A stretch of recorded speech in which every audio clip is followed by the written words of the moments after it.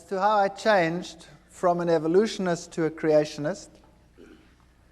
It's a very difficult story for me to tell, and I always tell it very reluctantly. So if I stammer here in the beginning a little bit, you must excuse me as I get over it. I don't like digging it all up again. But there are occasions when it is important to show people how God has led in one's life. And so I have to start the story with the very beginning. And maybe then from the background we can see why things happened as they happened. It is a strange story. Some of you might think that parts of it are incomprehensible or may even seem too strange to be true. But it did happen, and it is a fact that it happened like that, and I cannot take it away, so I will tell it as it happened, at least what I remember of it. I was born in a family where my mother was a very staunch, solid Lutheran. She was very faithful in her religion. And my father was a Roman Catholic, and he was very faithful in his religion as well. In those days, it was before the days of Vatican II, and Protestants that were not Catholics were considered to be lost according to Roman Catholic doctrine. But in marriages between Protestants and Catholics, it was essential that the Catholic counterpart in that marriage was to promise that the children would be raised Catholic. And my mother accepted that, and she knew that I would be raised Catholic, and I was raised Catholic. And there was never any argument about religion in our house. My father and my mother respected each other. My father had a couple of problems with the church at one stage because of this marriage, but they overcame them, and then no problem concerning religion ever cropped up in our house. And when I was still quite young, I was about 8 or 7 years old, my mother became ill, and she was diagnosed as having cancer. And they actually gave her a relatively short time to live. They said she would have about 3 to 4 months to live. But she was a very tough lady, and she managed to stretch that to about 4 years.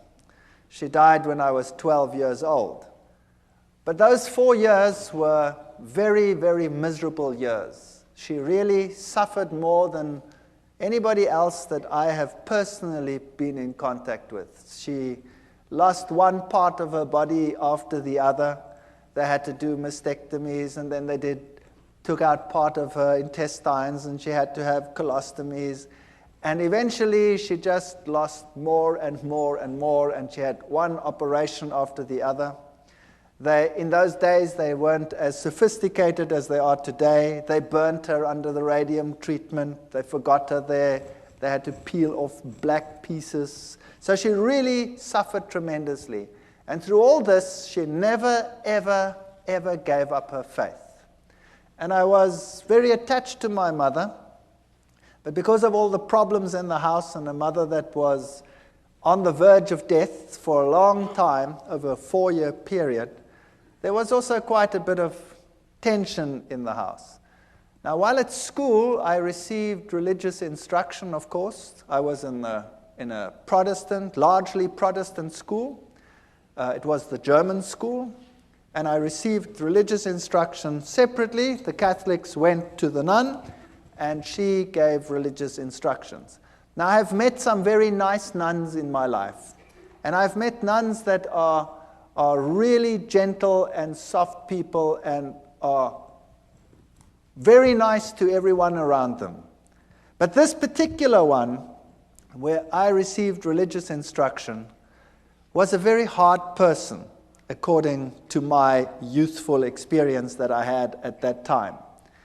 And she would constantly tell me that it was such a sad thing that my mother, who being Protestant, would not see the kingdom of heaven, but that she would roast in hell forever and ever.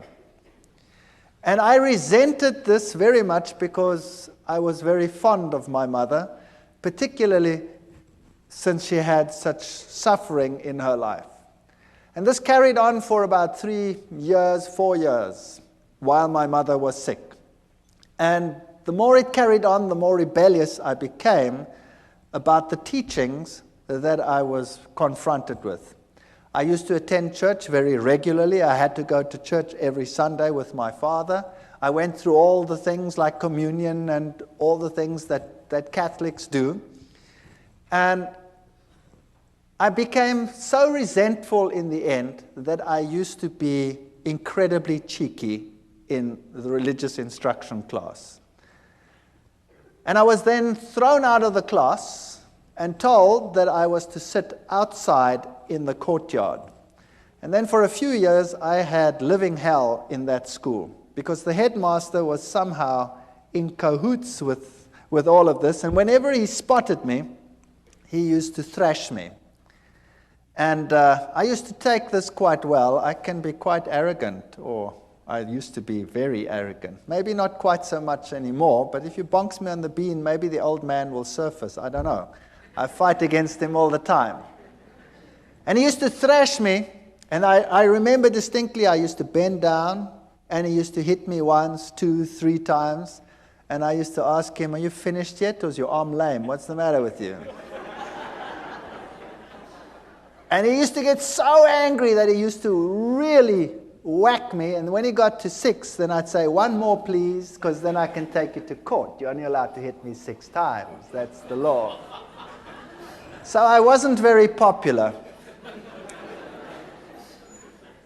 But the point arose where I was sitting in the class one day, in the religious instruction class again, and this lady, this nun, told me again that people who were like we were, and particularly my mother, would go to hell forever and ever. And I got so angry, I took the catechism book and I tore it and I threw it at her feet, and I told her in not too kind a language, even for that age, what she could do with her God. And I was thrown out from that day on a permanent basis, and I had to sit outside in the courtyard, whether it rained or whether the sun shone. And my life in that school was absolute misery. I never told my parents. Nobody ever knew what was happening. There was another teacher as well who used to call me to the front. Before the class even started, "Would you please come to the front?" And I'd go and stand in the front, and he'd hit me left, right, and threw me out. So I was being thrown out of 2 sessions on a regular basis, and I became an impossible child. I used to sit up in the trees when they come and look for me, the teachers, and I'd have these pine cones, and I used to throw them. Oh boy, those were the days. In any case, my mother finally didn't make it when I was 12 years old, and she died. And then from that time onwards, my home life totally disintegrated. My father married another lady who was a typical stepmother, sort of a fairy tale stepmother. She wouldn't have me around at all, and I was probably impossible, I will admit that. So I was carted off to hostels, and I wasn't allowed to then attend school either anymore. I was supposed to leave school and go into a trade. And that's when I woke up and I decided, no ways, and I don't want to do this. So I managed to persuade some relatives, and I went to another school. And I went through my school life, and I did all right, not too hot, but not too bad either. And then I went to the military, and then finally to the university. But from the age of 12, I never trusted or believed in God at all anymore. As far as I was concerned, if he did exist, he was a dragon, and I wanted nothing to do with him. And when I came to university, there I studied science and I studied zoology, and I thought this was the greatest thing since sliced bread.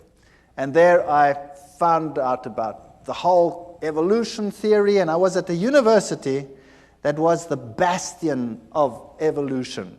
Evolution was dished up for all meals. Every class had an evolutionary basis. And it's amazing because it started off as a religious university, and it has a big theology school, and yet the science faculty was incredibly secular, and in terms of its teachings, very, very evolutionary.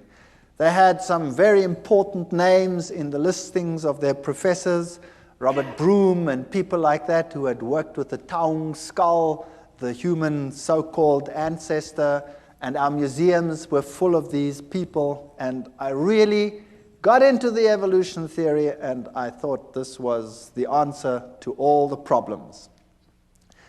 While at the university, I had a roommate. I was in the hostel there, and my roommate was a very nice guy, but he was very new age, even for that time. That's a long time ago. So the word New Age wasn't even known at that time. And he was into Scientology. You know the science of Scientology, where they put you on the e-meter and you go through your past lives and through all the problems that you had, and you clear your karma by talking it through and talking it out, and then eventually, then you become God and you've got it made. In any case, he became my best friend. And I had nowhere to go on weekends. I had nowhere to go during the holidays.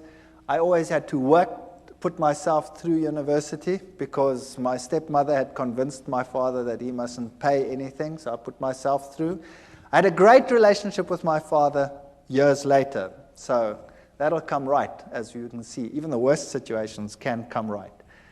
And on holidays, I didn't know what to do, so I used to go home with this chap to where he lived, 2,000 kilometers away in another city called Durban. And every holiday I used to go home with him because I had no home to go to.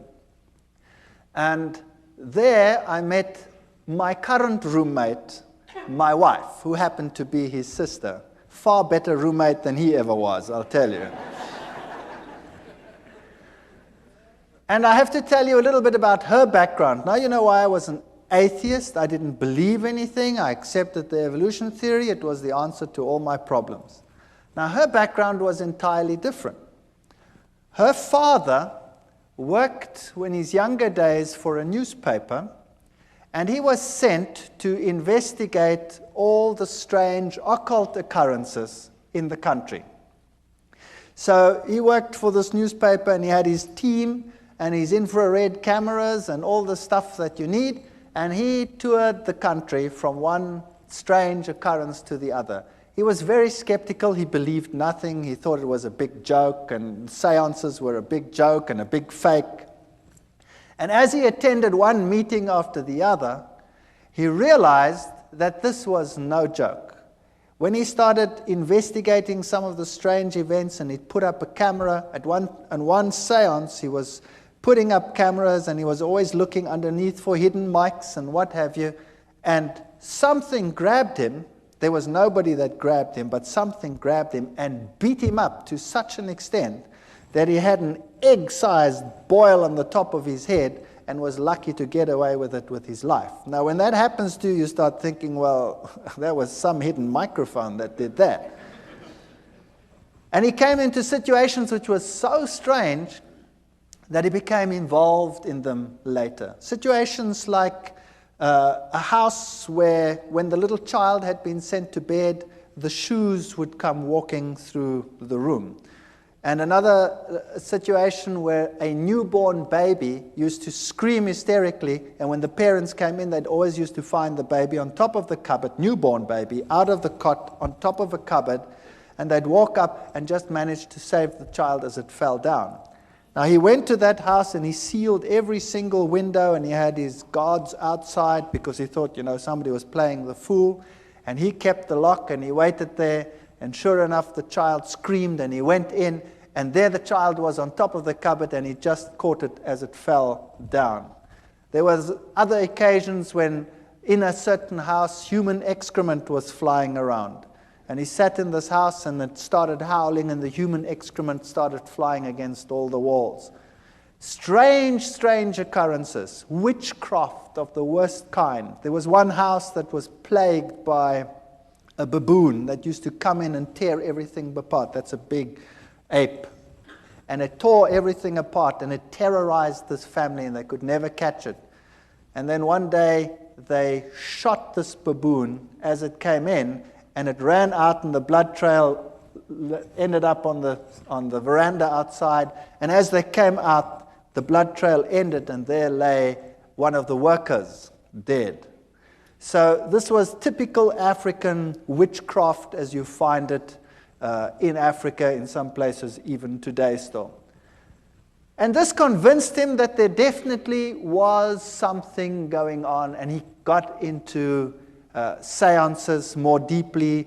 And then he started learning that, there were higher mediums and lower mediums, the riff-raff mediums for the lower people, the higher mediums who communicated with the better spirits. And this is how he became involved in this type of thing, and then eventually he moved into the New Age sort of movement and became very high up in this sort of agenda. He wrote books on it, and he was very well received in those circles. Later in life, my wife's parents got divorced, and he married a lady who was also very, very high up in the New Age movement. In fact, she is one of the instructors in the Course of Miracles. She teaches people how to become Christs and to perform miracles. Incredibly evil situations sometimes in that house, and the occurrences that happened in my wife's house as a child were very strange indeed. They would have one chair where there was always someone sitting breathing heavily. And they had a cane that used to go walking and a rattling and sort of things like that. She grew up with this situation. To her it was nothing. She was used to it. Now to me it was very strange, and I was an atheist. I didn't believe anything. I tried to rationalize it in a scientific sense.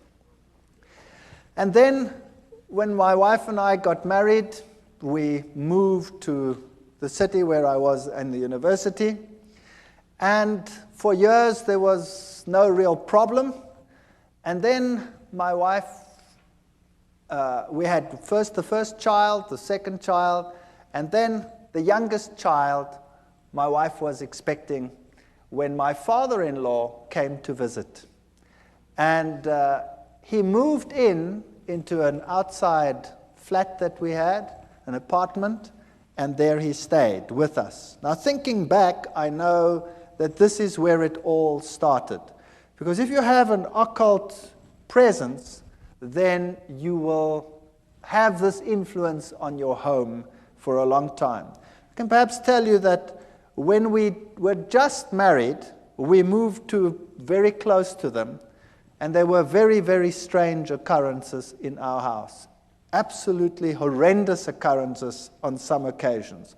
Our dishes would fly through the rooms and smash against the walls and things like that. Or you'd park the car and the car would rock and fall over against the side of the garage. We had very strange happenings on a previous occasion. But you forget about those things, and later on you rationalize them as well, and you say they didn't exist or they were strange. When my wife was expecting this last child, when my father-in-law moved in, she became very ill indeed. So ill that we didn't think that she would survive. And she was in hospital, in and out of hospital, and on a respirator, and she was very, very sick. And then we decided that there must be something wrong with this pregnancy, and the doctors had a look at it. And they said that the best thing to do would be to have an abortion, because child was probably dead. They didn't have a scanner at that stage in those hospitals, so they couldn't tell properly, and they didn't know whether this child was perhaps dead. So we decided that we'd have to transfer to another place where they could do a scan, which we then did. And she was very ill. She had a very high temperature, and they did the scan, and this little fetus was only about so big, and he was perfectly well, and he was sucking his thumb, and we decided that we weren't going to do this. We were going to sit through it and see what happened. And eventually, through 9 months of hell and of sickness and coughing, and more in hospital than out of hospital, my wife was discharged, the child was born, and this child was the most miserable child that you can imagine. He was impossible. He used to scream from morning till night. If you wanted to feed him, you had to wrap him round and round in a blanket so that he couldn't move his arms, or else he'd claw and scratch at you while you were feeding him. And if you put him to bed, he would scream and scream and scream. And so we had a technique where you sort of sit there and rock and rock and rock the bed until he finally falls asleep. Then you sneak off to bed and you try and fall asleep, and the minute you sleep, he screams again. And this carried on for months. It was absolutely chaotic. And nothing you could do could console this child. My wife was a wreck. I was a wreck. We were all totally destroyed. And then one night at 2 o'clock, I had a dream that I was being strangled. And it was so vivid that I woke up with this perspiration falling down my face, and my heart was pounding like some drum inside me. And I sat upright and tried to recover from this terrible nightmare. And the next moment, the little one in the next room screamed as if he was being murdered. And my wife and I got such a fright, we stormed out of bed, ran to this little baby, picked him up, and as we picked him up, he started shaking violently. And his temperature would rise, and then he'd go into fever cramps. And so you rushed him off to hospital, and they had a look at him, and they had to put him in a refrigeration tent. They had a tent sort of that's cooled, and put him on a drip, and then it would be touch and go whether he would live or whether he would die. And he'd recover from this and come back home as impossible as he was before. And it would go fine for about 2, 3, 4 weeks. I can't remember what the gap was in between. And then precisely 2 o'clock at night, exactly 2 o'clock, it was uncanny. We had a clock on our bed, and it was a display clock, so you could see exactly 1400 hours, and 2 o'clock, whatever it was, 2 o'clock in the morning, that's when I woke up, with this terrible feeling that I was being strangled. And I shook my wife and said, I've just had that terrible dream again. And then the little one would scream in the next room, and we'd run, and we'd pick him up, and the same thing would happen. It was so bad that we would think that we wouldn't make it to hospital, the child would die. There was nothing you could do. As soon as he started the screaming, his temperature would just rise, and it would just go so high that he would fall unconscious. Eventually, they got to know us so well that the hospital had this place prepared for him whenever it was necessary. They didn't know what was the matter with him. They could never find out. On one occasion, the doctor said they have to do a lumbar puncture because there must be something wrong with his cerebrospinal fluid. Maybe he has some brain infection that is causing this. And I remember taking him to this hospital, and he was just a baby. And afterwards, he screamed so that my wife became quite hysterical. When the doctors came out, they said, this is incredible. There were 4 adults that had to hold this child down. He was less than a year old, and the 4 adults had to hold him down because he was plucking them around. So this little chap was, if anything, definitely very much possessed. And you can rationalize it if it happens once, and you can rationalize it if it happens twice. But if it keeps on happening for weeks and months on end, that at precisely 2 o'clock you have an experience in one room, and then immediately thereafter there's a scream in another room, then the law of statistics tells you that no matter how atheistic you are and no matter how scientific you try and be about this issue, the two incidences are connected. And I was sitting in the hospital one day. My wife and I took turns to be with the little one, and he was in a very bad state. And it had happened for the umpteenth time. And there I was in the hospital, and I was marking papers. I remember it as if it were yesterday. I was marking. And all of a sudden, in this refrigeration tent, this child started shaking. And he started getting one of these attacks and fits in his bed. So I went and ran and called the nurse, and I picked him up, and he shook so that he tore the drips out. Now, this child had been on so many drips that they couldn't find the veins anymore on his arms or on his legs, so they had to put it into the veins here on the head. And he shook so that they tore out. Now I've got this child in this fit, and I've got this child with his thing torn out, and he tore the vein completely, so the blood was running down his face. And it was such a horrible sight that I went crazy. I couldn't handle this. And eventually he calmed down, and they put him back in the tent, and they got the drip back in, and he managed to survive the night. But that night I sat there and I said to myself, what can I do? There is no medical help. Nothing can help us. And the two incidences must be connected. Where do I find help for this situation? And they tell me, once a Catholic, always a Catholic. And as I was sitting there that night in that hospital, mulling over these things, the images of the Catholic Church and its power over demons, and the film The Exorcist was just in circuit. And I thought to myself, perhaps I can go back to my old church and ask them to help me.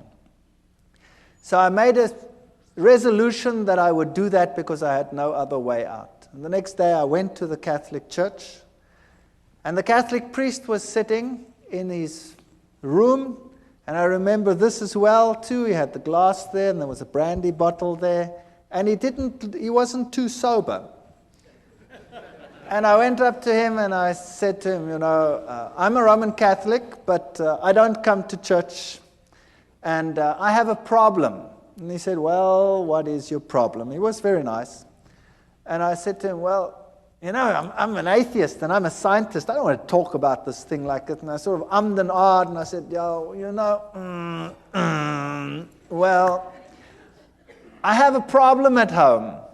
He says, well, what kind of problem? I said, well, it's a problem concerning strange happenings in my home. And he says, oh, no. I want nothing to do with that. And he said, it's not my field. Give me your name. Give me your telephone number. We'll come back to you. So I gave him my name and my telephone number. All I'd said was, I have strange happenings in my home. That's it. And I went home and I thought, well, that was a lot of help. Thank you very much.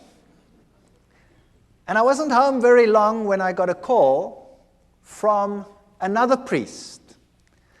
And this one sounded very sophisticated. And he told me whether I would like to meet him at a monastery nearby. So I went to the monastery, and there was this old man. And he was so impressive. He really made such a powerful impression upon me. He told me to sit down, and then he started to tell me what the problem in my home was. And my mouth fell open. If there was a fly, it would have gone straight in. He told me there was a problem in my house, that Satan was trying to kill my son, and that we were being terrorized. And I said to him, that's impossible. How do you know that? I never said anything to anyone. He says, never mind how I know. I also know, he said, that the problem in your home is so severe that it will take the highest levels of action in order to get rid of it. And we will also have to say a mass in your house. And then he said to me, it is illegal for me just to say a mass in any house. To say a mass in a private house, I need to have permission from the bishop. And I already have it. Here it is. And there was the signed permission from the bishop to say a mass in my house. He knew beforehand what was going to happen. He knew beforehand that he needed the permission. And everything was arranged before I even told them what the problem was. Now, that blew me out of the water. Then I said to him, fair enough, then you can come to my house and you can do whatever you have to do. But I have a problem in that I am an atheist. And I haven't been to the church. And now you're going to say mass and all these things in my house. And, I've been a bad boy all these years. And he said, but surely you won't be an atheist anymore. And I said, what about my wife? She's not even Catholic. She's Dutch Reformed. He says, no problem. So he came and he spoke to my wife, and my wife was as impressed as I was, very impressed. And he said, take me through the house. And we went through the house, and when we got into the little one's room, all of a sudden, he started falling around. And he couldn't stand anymore, this old man. And I stood there behind him, and I was sort of doing this behind him, like they do on the stage in some of these ministries where the guys fall out and they don't know which way they're going to fall. Well, it happened there as well. And here he was, shaking and perspiring and really being battered. And eventually it calmed down, and we went to the other rooms, and then we came into our bedroom, and he was thrown around again, but not as bad as in the little one's room. And then he said to me, the little one's room is the worst place in your house. Now we have to exorcise your entire house. Bring me some water. We brought him some water. And then he took out special salt, which he said was very special exorcism holy salt. And he made the sign of the cross with the salt in the water. And then he also told me that he had a special ring with him which had the relics of a particular saint that was potent in terms of exorcising. And this priest, had been an exorcist for the Roman Catholic Church in many countries. He was Irish. And then he took this bowl of holy water that he had made, and he went to every single window and door in the house. And he took it and he put a cross on the windows. And of course, as it evaporates, you have this faint cross of salt on your windows. And he went through the entire house with this holy water, and then he put the holy water down. And he said, now we tell the Mass here in this child's room. And he prepared everything. And as he was preparing, we had lots of pets in our house. We had a dog and 2 cats and you name it, all the good stuff that one has when one has kids in the house. And as he was preparing, all of a sudden, all the animals came running into this room. And there they sat. And I looked at this and I said, well, this is weird. What's going on here? And he did the Mass. And then before he left, he said, what you have to do now is above every child's bed, you have to put the following. And he took out of his pockets amulets from Lourdes, where Mary had appeared. And he gave an amulet from Lourdes. He said there were many fake ones. This was the real thing. And we had to put it above each child's bed. And then he did an amazing thing. He took his ordination cross off. And he gave it to me and he said, this one you put over the little one. I hate it when the devil destroys little children. And we hung it up over there. And my wife was giving pottery classes at the Technicon at that time, and she'd made a very beautiful pot. And so she decided to give it to him as a gift, because how do you pay for what he did? I mean, what do you do? So she gave this to him as a gift, and he said, "This gift is so precious, I'm going to give it to the nuns that are in a certain monastery where they never, ever come out and see civilization." And then he left. And that night, we're very expectant. We take this little child, and he's quite happy, really, not screaming as usual. And we take him and we tell him it's time for bed. Now, normally that was enough to have blue murder in the house. And he was quite happy. And we put him into this bed. Now, he was only just starting to toddle. And we put him into the bed. And this child had always, when you put him into bed, gone into a fetal position and started bashing away and screaming and going blood red and going totally crazy. That night, we put him into the bed, and he rolled onto his back and laughed. And he put his arms out like that, and he did goo-goo sounds like little kids do, and he fell asleep. And for the first time in his life, he slept right through the night. And the next night, he slept right through the night. And the next night, and the next night, and the next night, and the next week, and the next month. And here was I, the hard-nosed atheist scientist who knows it all. And here was peace and quiet in my house. And then I realized that I do not know it all at all. And I said to myself, now what am I going to do? Here is a major problem in my house, and the church solves the problem. Now, am I going to ignore it? Or am I going to say, there is a God, and I have a responsibility towards this God? And I wrestled with this for a number of months. I really wrestled with it, and my wife wrestled with it. And then I said, well, I have no choice. I have to go back to the church. Fortunately, my oldest son was at the point where he has to go to communion classes, so that gave me an alibi to go to church. So I went to church, and one or two students, it's a small university town, still say, what are you doing here? I said, well, my son has to go to communion, you see. And I started going to church, and I became quite involved in the church again. Every Sunday, faithfully, everybody went to church. And my wife started saying that this is the way to go. She also wants to go to church, but she didn't get herself quite that far yet. And because there was such peace and harmony in the house, we became more relaxed. And one day I was sitting there, and I thought to myself, this house needs a change. And typical German, I said to my wife, if we did this and that and the other, then, we could do something with this house. And I climbed into the roof and looked what was a bearing wall and what was not a bearing wall, and then I just took a sledgehammer and smashed out everything that irritated me. And we decided to restructure the whole house, which we did. I managed to accumulate some money, and I wasn't in great problems. And then we redid our entire house.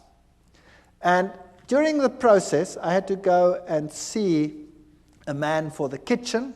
I wasn't really involved in the church yet. I'm sort of in the stage of, I don't really know, but.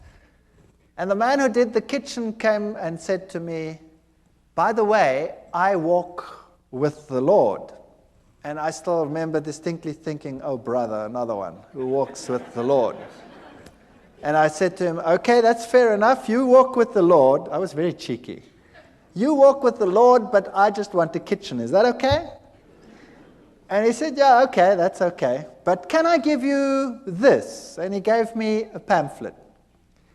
And, well, he was a nice guy, and, I stood with the pamphlet, and I put it in a drawer. And I said, well, I'll read it later. And then he put the kitchen in, the house was finished, and when this was all done, I started going back to the church. And this carried on for a period of 1 year. And I faithfully went to church regularly. And I always sat there on a Sunday morning and I marveled at all the things that I knew were happening in the Catholic Church. I went through the catechism again as my son went through the catechism. And I wondered at the same ritual happening every time. You know, the host going up, the change from bread to divinity, the little box with the red light where God was. And I started puzzling as to why God wanted the same things over and over again, and why he was satisfied with the same ritual over and over again. But I was convinced this was the truth. I was convinced Catholicism was God's representative on this earth because it had solved a problem in my home. But I wanted to get to know this God. And I wanted to know what it's like to have a relationship with this God. And I looked at the charismatic movement where they had the slaying in the spirit, and I thought to myself, isn't that perhaps the experience that one must have in order to know that this God really exists? Because I don't really feel him. I don't know where he is. But on the other hand, I'd always been so skeptical of this, and I'd always said to myself, these people with their religious crutch. And then one day, I was sitting in class, and I was giving a lecture to a first-year group of students. I'd spoken to the priest, by the way, about evolution, and the Catholic Church said to me, of course there's evolution, there's no problem with that. So I had no problems with that either. I could carry on with my evolution and now believe in God. It was quite a nice arrangement. And I was in a first-year class, and I was giving a lecture with a very heavy evolutionary base. And a young girl got up in a first-year class. Now that takes courage. 300 first-year students, and a young girl gets up in my class. And she says, excuse me. And I say, yes, what's your problem? And she says, what you are saying is against my beliefs. What you are saying is a lie. I believe that God created the heavens and the earth. He is the creator of the universe. Well, I nearly exploded.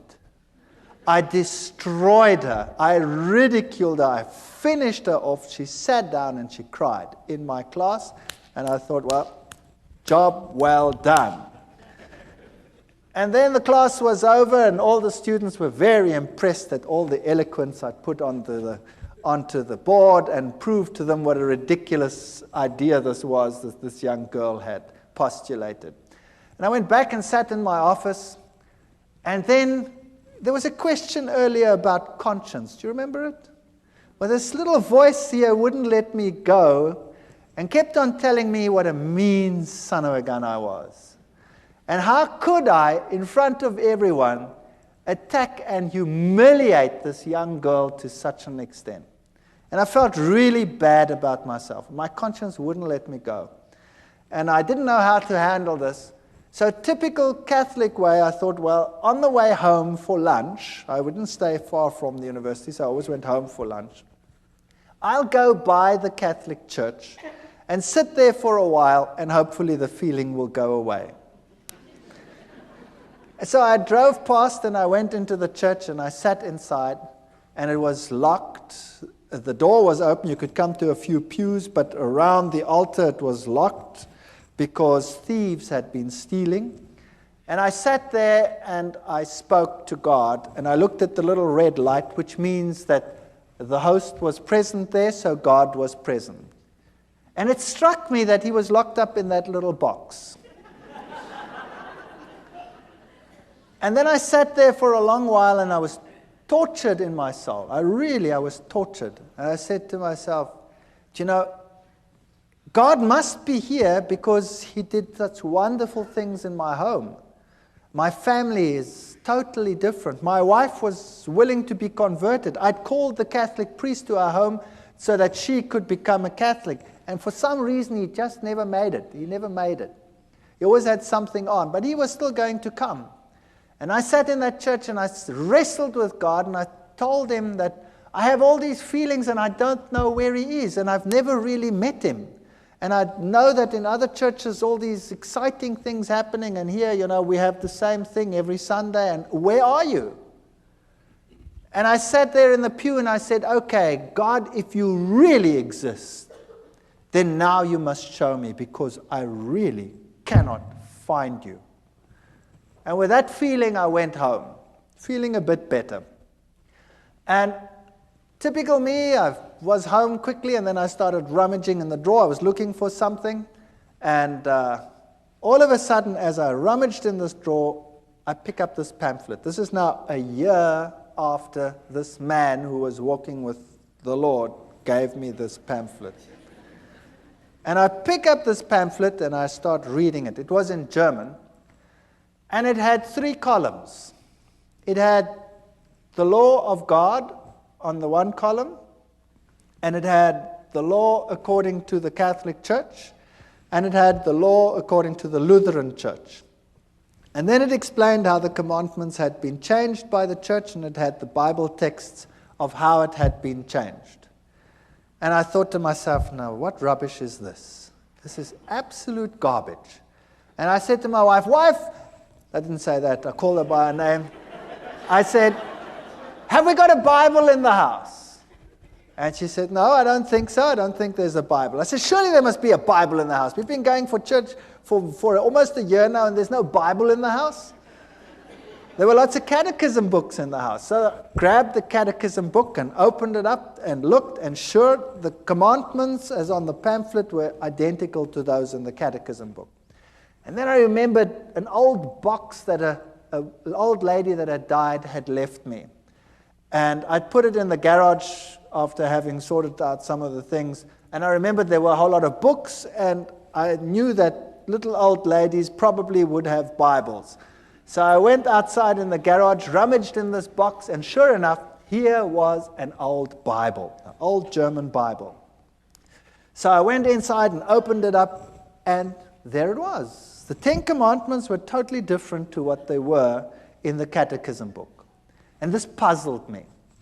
So after 1 year, I phoned this cabinet maker, and I said to him, remember me a year ago, you put a kitchen in for me? He says, you know what? I've been trying to phone you all day. I had this feeling I must phone you, but I don't know why. What's the matter? I said, will you please come round? You left me a pamphlet that I want to talk to you about it after 1 year. And he came round, and he was a nice guy. And we started talking. And then we started talking about the scriptures and about the Bible. And we started talking about the book of Daniel and the prophecies pertaining to Daniel chapter 7, and I went through it with him, and we wrote, and we worked till about 3 o'clock in the morning. And he came the next day and the next day, and in 3 days we'd gone through Daniel and Revelation, all the historic facts and all these things, and I wouldn't believe a word of it. And then I decided that the only way we're going to resolve this is if I check whether every one of those facts is really so. Whether those kingdoms and those kings and all these things are really so. So I went back to the university, to the history department, the theology department. I got everything that I could lay my hands on, and I checked and verified, and it was really so. And then I started finding out that the little horn of Daniel chapter 7, if you take it as the Bible says, can be none other than the Roman Catholic Church. What a shock that was to my system. Then I got the Protestant view of the little horn being Antiochus Epiphanes IV, and I went through all of that and found out, but it can't be him because none of the criteria fit. And also how the scripture had been changed on some of these points. But to be fair, I invited the Roman Catholic priest to my home. And I said, would you please come to my home? I have to talk to you on an issue. And he came. And my wife was there, and I was there. And I took the Bible, and I took the chapters in Daniel, and I went through with it in detail, and I showed him the change of the commandments and all these things. And then he said to me, I can't talk to you on this issue because I'm not into scripture at all. And I was stunned. Here was a priest, and he was not into scripture. He says, we have some specialists who are into scripture. But it doesn't make any sense to me, he says. And then he left. And then I had the ministers of other churches, and we argued right sometimes till the late hours of the night as to what the little horn was. And every time they come back to Antiochus Epiphanes, I'd show them, but it can't be because he comes after Rome, etc. It can't be in Greek times. And eventually they would all leave as well and say it can't be any other way. So I was confronted with this tremendous dilemma. And then the worst thing of all was we started talking about the Sabbath, this other man and I. And we went through the whole Sabbath thing. And then I said to him, but this is ridiculous. How can you keep a commandment which you keep because the Lord created in 6 days the heavens, the earth, the sea, and all that in them is? That's ludicrous. Everything came into existence through evolution. And he said, no, it came into existence through creation. God created it. You know, and the little girl pops up into my mind. And I said to him, but that's rubbish. He says, I'll prove it to you. I said, you try. And he tried. The next day he was at my house with a pile of books like this, all on creationism, and he gave them to me. And I remember going through those books. I was sitting in my office. I used to give my class and run back, and I went through those books very quickly. And I gave them back to him in a very short time period and said, there are your books. And he says, what do you think? I said, I've never read so much garbage in all my life. So he said, don't worry, and he brought me another pile like that. And I went through that lot, and it was so confusing and so full of garbage. So I gave it back to him. And I said, it's so unscientific, I cannot accept this. So we argued about God being a creator or not a creator, and I would kill him with science. I had all the terminology. I was a lecturer. I was an evolutionist. I knew what to tell these people. I've been trained to wipe out people who oppose, the scientist on any of these fields. And he got so frustrated with me. And then one day he was so frustrated, he says, you know what? I said, what? He says, I haven't got a problem with evolution creation. You have a problem. You solve it.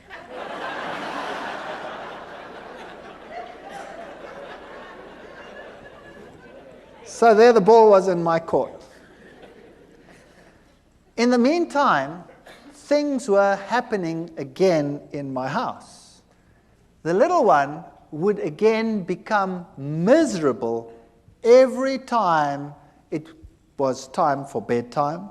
He again became grouchy and screaming and what have you. And we also noticed that whenever we had a moment of peace, my wife and I, we studied the scriptures like, I cannot tell you how we studied it.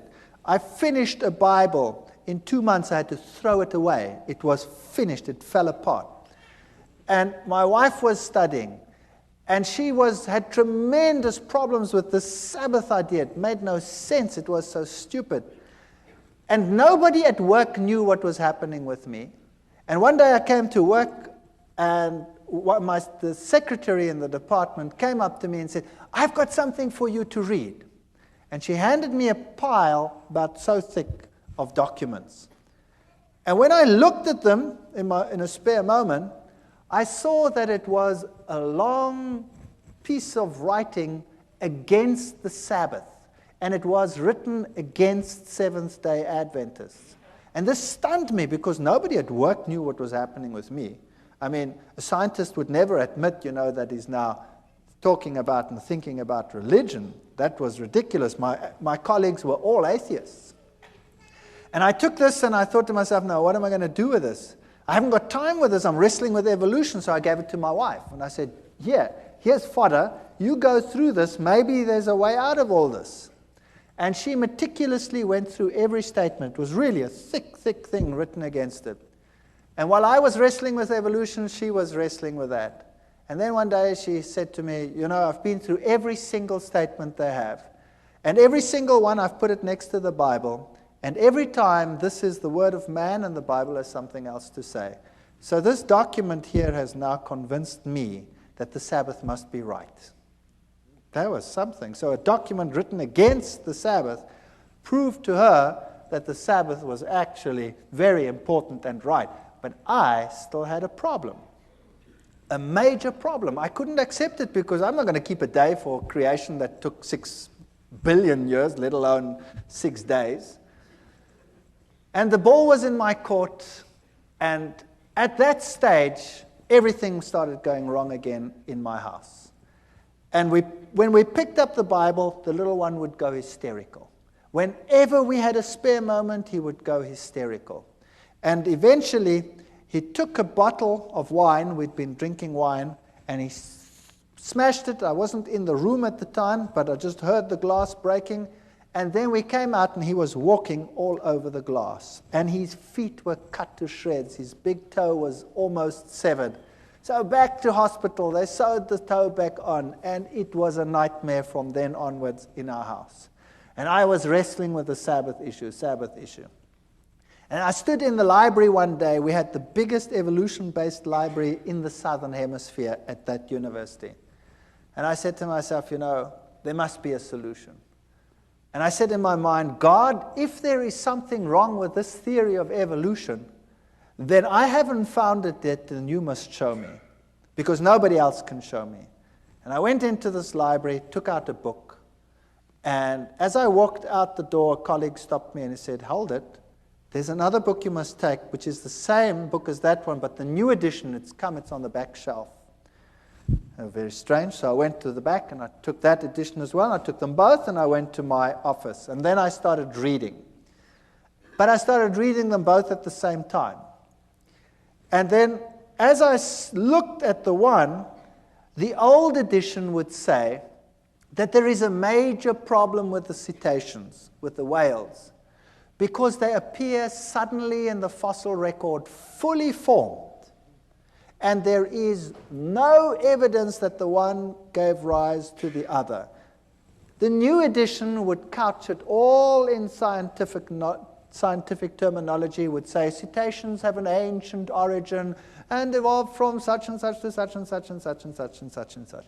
And I went through them, one model after the other, and the old one would admit to the problem, the new one would never admit to the problem.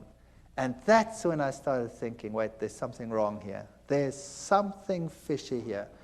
And whenever I went into the library, it was if some miracle would happen. I would take out something, and the very next thing I would take would be exactly the opposite on the same issue. And very quickly, I had a big pile. And then I was giving classes at that time in genetics, and I started thinking about this. And then I started working out this genetic thing, and much as like we did over here. And I started thinking about what are the problems. Let me now objectively, just for once, sit down and think, what are the problems? And I came up with such a pile of problems that it stunned me. And something must have been helping me, because the problem list was so enormous, it was unbelievable. And then one night I was sitting at home, and child was impossible. He went to bed, and we went to bed. 2:00 at night, I had a dream. I was being strangled. And the little one screamed in the next room, and we ran, and the same thing happened. But he didn't get so sick that he had to go to hospital. He just got a very high fever, and we could handle it somehow at home. And then I contacted this other person, and I said to him, there's something very strange here. I know that from the scriptures, the system, the Roman Catholic system, cannot be God's system. And yet, we had this problem, and I didn't want to tell him about it. And then in the end, I half told him about it, but not completely. And he said, don't worry, we'll pray. And it stopped. And then a week later, it happened again at 2:00. And what had happened, unbeknown to me, he had gotten a number of people together and told them to pray at 2:00 every night. Get up. And they set their alarms judiciously and got up at 2:00 and prayed for a family they didn't even know. And there was total quiet in which we could really study our Bibles in peace and quiet. And then one night, one of the ladies had decided that, it was quiet. Why must she get up? And she didn't get up. And it happened. Now, thinking back on it, God doesn't need the prayer of that one little individual. But there were lessons in it that would later be important to me. That God wants unity amongst his people, and everybody must stand together on an issue. So it was a lesson for them as well as a lesson for us. And then it came to the point where I knew that I cannot sit on the fence forever. Either this is the truth, and I'd studied it and I'd verified it. I'd had lecturers talk with me on the Greek meaning of this and the Hebrew meaning of that. I verified the historic facts. I'd looked at the prophecies. There was no other way in which it made any logical sense whatsoever. I'd studied what the other churches had said. It didn't make sense. And I knew a decision would have to be made. There was no way out. And I decided I was going to do it. I was going to make the decision. No matter how ostracized and how weird this church was to me, the first time my wife saw Adventists, she burst into tears. They ate so strange. They were so different to what we were like. I remember the man said to me, "Don't you want to come to one of our services?" And I said, "That's Sunday. That's my day off. I walk around in jeans and a T-shirt and slops. And I'm not going to any church whatsoever if I can't go exactly like I am. Because if I went to the Catholic church, I went in jeans and T-shirt and slops." He said, "That's fine. Come." So I went to the Catholic church, to the Adventist church, and I sat there in the back, and I looked at all these people with their suits and their ties, and I thought, yuck. And they all looked at me, but they were all pleasant about it. And strange things like that, and I didn't like the setup. I didn't like what they looked like. They looked so different to everyone else, you know. My friends were rough, and they would make coarse jokes and all kinds of things, and these were so different. My wife burst into tears when she saw things. She said, "I don't want that lifestyle. I want my old lifestyle. We used to sit around the swimming pool and drink beer and have friends over and, have parties and stuff like that." And they were so different. It's so night and day difference that you think you could never be happy over there. She cried and cried and cried, but knew somehow she'd have to go back in any case. And then one day I decided that I couldn't take it anymore at work with all this evolution teaching. And another strange thing happened. I was asked by the then head of the department to lead an evolution discussion group with the postgraduate students about 2 weeks later. Everybody gets a turn, but mine wasn't for months. Something happened and mine was moved forward. Now I sat with a major problem. Do I go into that with my mouth full of teeth, pretending to be what I am not? Or do I stand up and for what I now believed? And I was really so chicken, it's unbelievable. I was so scared of this event. To lose face amongst your colleagues when you've been such a bee's knees all these years is really a painful experience. And I decided after much wrestling and soul searching that I would do it. My new friends, who had become less weird in my eyes over time, would pray for me while I did this. And I went into that lecture hall, and the whole staff was sitting there. This was a postgrad affair, so the whole staff is there and all the postgraduate students.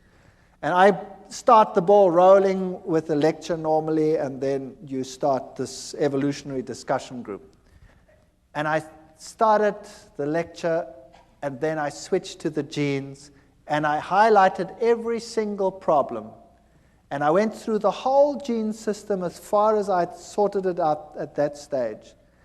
And I said at the end, therefore, evolution is not possible.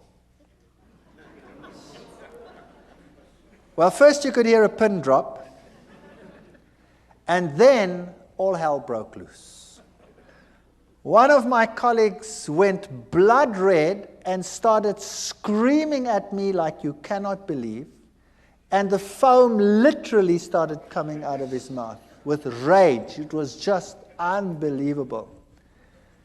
And then one of the students, a girl, it's interesting how these things happen, a young student, a girl, an honors student, she got up and she said, "I want to say something." And she looked at all the lecturers and she said, "When I came to this university, I believed in God. I had a good life. I had a good relationship with God. And now I believe nothing anymore. I've lost my faith. My life is falling apart. And you have robbed me of my faith. And now Dr. Veith is giving this lecture and showed me now that you had been misleading me. Can you imagine what happened in that department? That was the end. My life was not worth 1 cent in terms of my scientific credibility. I was finished. When I walked down the passage, my colleagues would turn around and walk the other way. And I decided there and then that it was impossible for me. Then we had a meeting, a special meeting where they decided that the basis of all teaching must be evolution. And of course, I couldn't go along with that. So I decided I would resign. So I resigned. And the head of the department said, you can't just do this. I mean, I had a lot of students, and I was quite popular amongst the students. And I had most of the postgraduate students were under my supervision. And then the rector of the university called me in.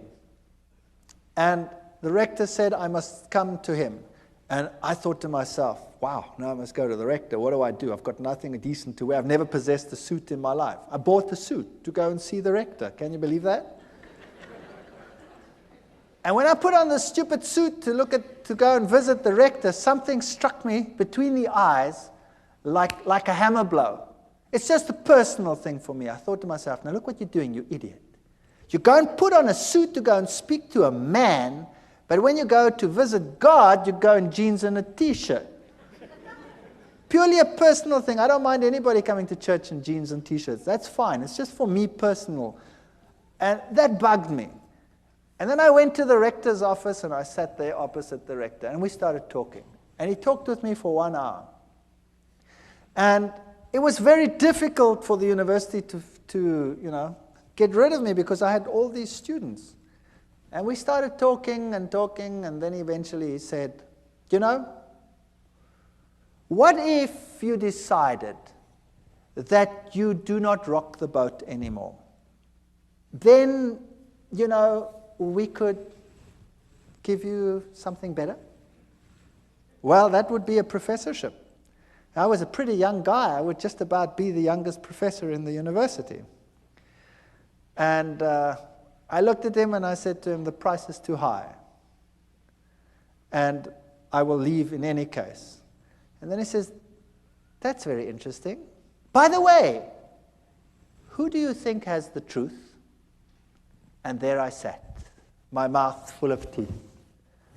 Do I admit that I believe that some little sect that everybody detests has the truth? And do I say this to a man who has this high position in this university and in the government at large? And I said to him, religion, Christ, churches, whatever. I can't even remember what I said. And he said to me, no, that's not what I want to know. I want to know from you, who do you say has the truth? We went through the same ritual again.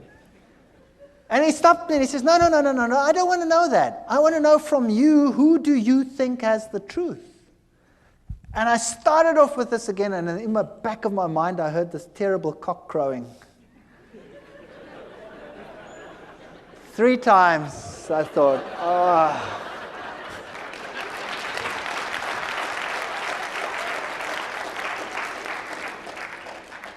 And I said to him, I think it's the Seventh-day Adventist church that is preaching the truth. And I thought, no, that's it, I'm a dead man. And he said nothing, not a word. He just said, thank you very much. Congratulations on your choice, and I hope things go well with you. And that's it. And I've resigned from the university. And I put my house on the market, and the very first guy that walked into my house said, wow, what a house, and he bought it. The very first guy. And there I had this money, and I knew now my scientific credibility in the world was over. University was a career that I'd given up for my faith, and God would take care of me from now on, and things are going to be just honky-dory. I'm going to now take this money, and we're going to do something great with it. We're going to start a little farm somewhere, and we're going to get people to come, and we're going to witness, and we're going to do great things with all this money. And I got some guys together, and we started this thing. And then we planted wheat, and the wheat grew like crazy. And it stood so high that the farmers in the entire district came and said, "You guys, you were at university, you know something special." And I said, "Well, nah, we're doing exactly the same thing you're doing," but I think to myself, it's because we're walking with God now. That's why our grain is so much higher than yours. If you would do the same thing, then your grain would also be better. You see, once a Christian boy, everything will go just great. And I was quite happy to be out of the university, and we moved out to this place, and we started this whole thing going. And then our money was all invested in the land, and we invested lots more money on loans and things for whatever is necessary to put in the wheat crops and all this sort of thing. And then a flock of birds arrived, such as you have never seen in your entire life. And they ignored all the farms with the little wheats on them, but they sat on mine and made it home. And they were just stubbles. And then, you name it, it went wrong. Sanctions came in against South Africa at that time. The economy was totally destroyed. Interest rates that had been at 3 and 4% shot up to 28, 30, 36% in some cases. And loans that were nothing to repay became a total nightmare. And the only means of making money was taken away, and we were totally destroyed. Everything I ever possessed was gone with a wave of a wand. It just ran through my fingers. And all the crutches that I'd been leaning on were gone. And the birds ate my fields. And I said to God, "How can you do this to me? How can you destroy me? How can you allow this to happen? And I have no means of supporting myself. I have nothing. My scientific credibility is zero. I can never go back to my previous job. I'm finished." And it got worse. And it got worse. And eventually, we had nothing left. No food, no nothing. And my wife and I and the children, we sat down and we talked about it, and we decided, if this was the truth, and I don't believe that all the things that had happened were from the other side. You see, when I made my decision, that child of mine had changed. He became a totally different child. Whereas before, he wasn't sick, but he had a dark, somber look in his face. He changed to such an extent that he became the sweetest, nicest child in our entire home. He became a pleasure to live with. And I knew that what had happened before was a ruse. I know the Bible says Beelzebub wouldn't drive out Beelzebub. But what had happened in my house is that he wasn't driven out by Beelzebub. When the Catholic Church had come and done its thing, Satan had told his demons, "Stand back." And when you stand back and allow the child to lie back and relax, they will be ensnared twice as much as they were before. And it happened. But after we made our decision, this child was completely cured. He is the most spiritual of all my children.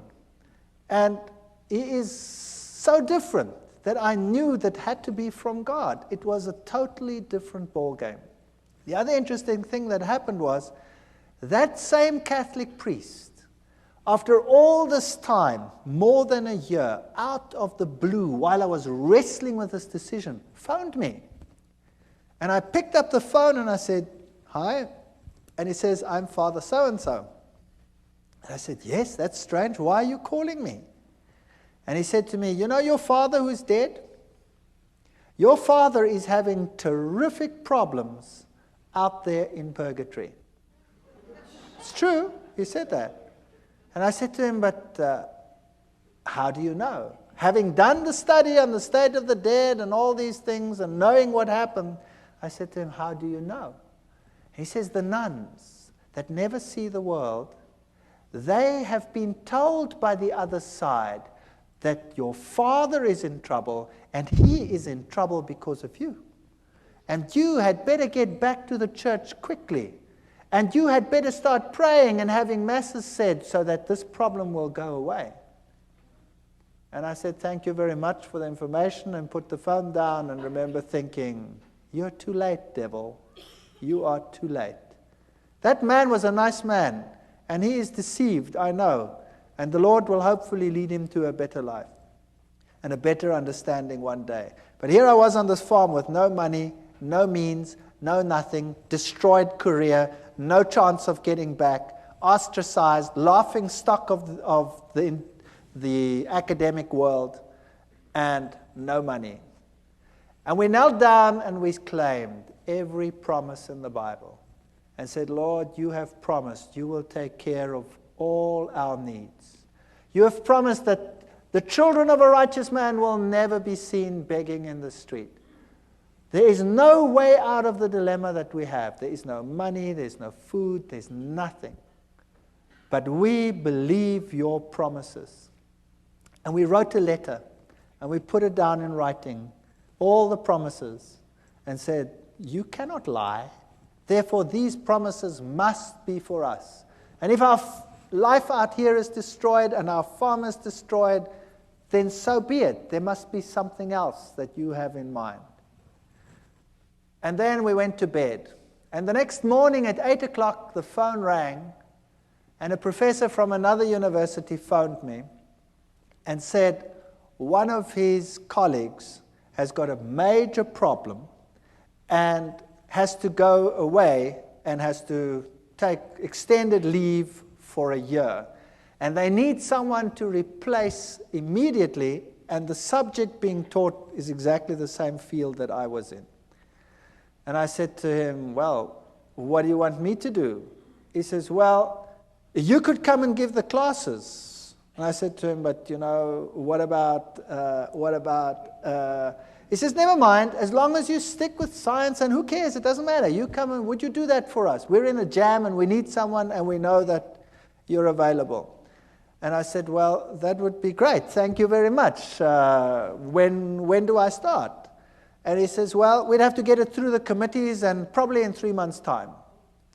And I said, "Okay, thank you very much." Put the phone down and said, "Nice try, God, but in 3 months' time, I'm dead meat. I've got nothing to eat." And I was so depressed. And then about 20 minutes to half an hour later, the phone rings again. And it's the same man. And he says to me, "Something strange just happened." I said, "What happened?" He said, "I went to the rector's office to have him sign this thing so we can start the ball rolling. And the rector says, 'I have no time. I have no time for committees to call them together to get the process rolling. What is it you want?' And I explained to him what I want, that I have to replace it. And he said, 'Come here, I'll sign it.' And he signed it and he said, 'Appoint the man. He can come tomorrow if he has to.'" So I said, "Wow. So when do I start?" It was Thursday. And then he said, "Monday. You start Monday." I said, "I start Monday?" And I was in another little town, and I had a farm, and there were cows. I was bankrupt, and who was going to take care of these stupid cows on the farm? And 10,000 problems to be solved in one weekend. Impossible. And I put the phone down, and I said to my wife, "I've got a university job. Only for a year, probably, but it's okay. We've got something to go to. I start Monday, but who's going to take care of the rest?" So we prayed, and we said, "Lord, You have one solution. Surely you, knowing everything, must have the other solutions. And we had hardly finished when there was a knock on the door and a young couple arrived. And this young couple said that they were farmers in another country to the north of South Africa. And they were Seventh-day Adventists. And they had been working for another farmer, and he had told them if they are not prepared to work on the Sabbath, they must go, and he'd kicked them off the farm. So he had lost his job because he kept the Sabbath. And he said to me, I've got nowhere to live, I've got nowhere to stay. I said, would you like to live on this farm? And he said, sure. And I said, I can't pay you anything. He says, that's okay. You don't have to pay me anything. Can I live here? I said, sure, you can live here. And whatever you sell from the milk, you can keep that for yourself. And I thought I would pay the interest of all the loans that I have with my salary. And it was solved within 24 hours. There was a man on the farm who wanted to live there for nothing and take care of the farm and live off the proceeds. And I had a job at the university. And I went to this university and I started teaching. And for the first few weeks, of course, I had no salary, no money. Also, another miracle within that same period, I got a house in the middle of a month, and I didn't have to pay till the end of the month. My kids went to school, and they got clothing, school clothes. They wear uniforms in my country. All the clothes, all the sizes. We'll put it on the bill at the end of the month. But I had not 1 cent to even buy a little bit of food to carry on. And then I got into the car, and I don't tell people that I'm in financial trouble. I got into the car, and I was driving around, and we'd been driving. The last bit of gas was just about going. And my daughter says, what's this here? And she picks up 150 rand. That then was the equivalent of about $150 in the back. She says, it's lying on the floor. And the next week there were another 150. I don't know how it got into the car, but it kept us going until my first salary check arrived. Now I can tell you, this is the real truth. There were times when we had very hard times, when we had virtually no money. All my money went into interest payments. And there were times when we really ran out and had no food whatsoever. And I remember one day sitting around a table with no food, praying to the Lord and thanking Him for what we were about to receive. And this is the truth. When there was a ring on the door, and we went outside and there was no one, but there was a basket full of food on the floor. And this is a fact. I want to tell you something, that if you know the living God, your road might not be a rose garden. You might not have the best of everything you need, but your water and your bread will be sure, and He will take care of you. While I was at that university, I was only teaching for 3 months when riots broke out within the university. There was such chaos in my country. There were riots everywhere. The rector ordered postponement of the exams, and then it didn't fit the timetable. Somehow it didn't fit. And one day I had to write earlier, and all my exams were on that day. And this head of department called me in then, and I said to him, what must I do now? I've finished here. I've done everything that I must do. And for 6 weeks there's nothing going on, just riots on this campus, no exams. I've got no exams coming. What must I do? He says, go away, go to the moon for all I care, and come back in 6 weeks. And in the meantime, somebody had arranged for me to go away for 6 weeks to the United States and to other places to look at all the petrified forests and things in the world. And I'd said to him, forget it, it's impossible. I've just started. I can't go and tell the man I want to go away for 6 weeks. And there were the 6 weeks. And I could go on the study tour. You saw many of the slides here. I could tell you one story after the other. I could keep you busy all night. I want to tell you that the Lord intervened with such power in our lives. And as we went through life again, back at the university, they started respecting me for the science that I was doing. And eventually I was given a permanent position. And eventually I started right at the bottom again. I was senior lecturer, here I was just a lecturer. And eventually I became a lecturer, and then a professor and head of department, in spite of what I believe, in spite of what I say. So if you think that God cannot take care of you, I want to tell you, He can do anything. I am in a secular university. I'm a professor and head of a zoology department in a secular university. I teach and preach creationism, which is impossible in terms of human imagination. And in spite of it, I have that position. Never be afraid to stand up for the Lord and for His truth. If you are genuine, God will take care of all your needs. I don't know whether it will be forever. Sooner or later, someone will close the tap. But it doesn't matter. The Lord will have something else. And He is offering the same to every single one of you. Take a step for what is right. Do what is right. And the Lord will fulfill every one of His promises. Thank you.